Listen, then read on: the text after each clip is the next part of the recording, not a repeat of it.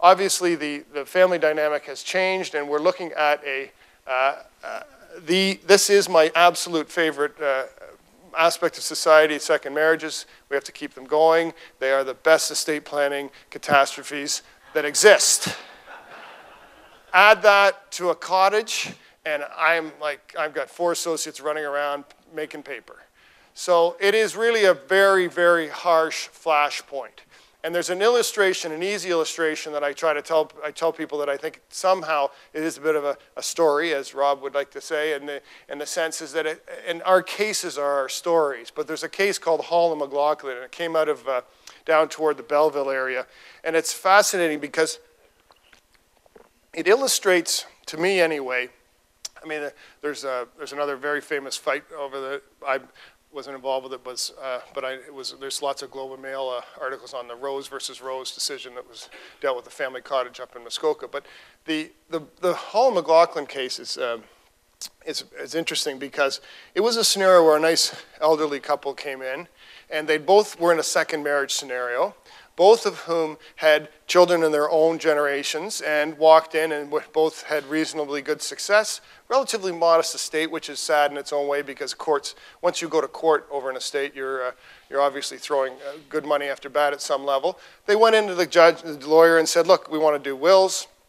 And of course, the husband and wife do wills, and they say on our deaths to each other, understandably, but they said, but on the death of the survivor, it goes, whatever's left goes to the 2 families separately.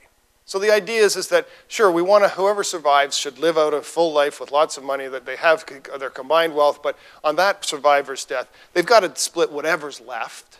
Typically, I'll tell you that the one surviving spouse tends to spend like a drunken sailor and there's nothing left, but that's okay, that's another issue.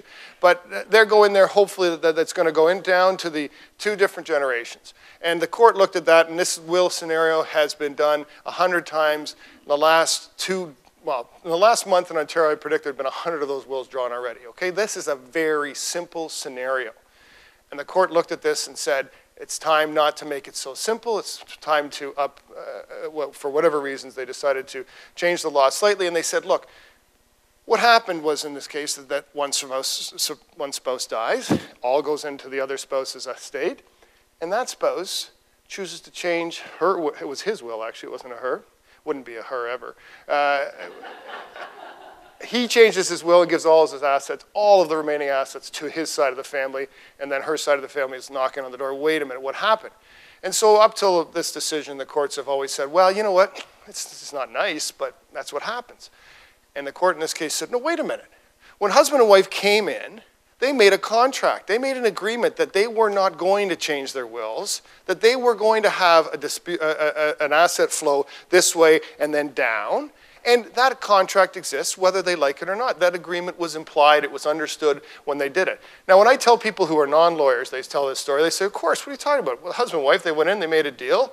Well, this is the first case in Ontario ever to do this, where the court said, you know what, that discussion, that agreement when you made your will was a contract-like scenario, and we're going to uphold that contract, and we're going to take that money that's left, and we're going to divide it between the 2 families.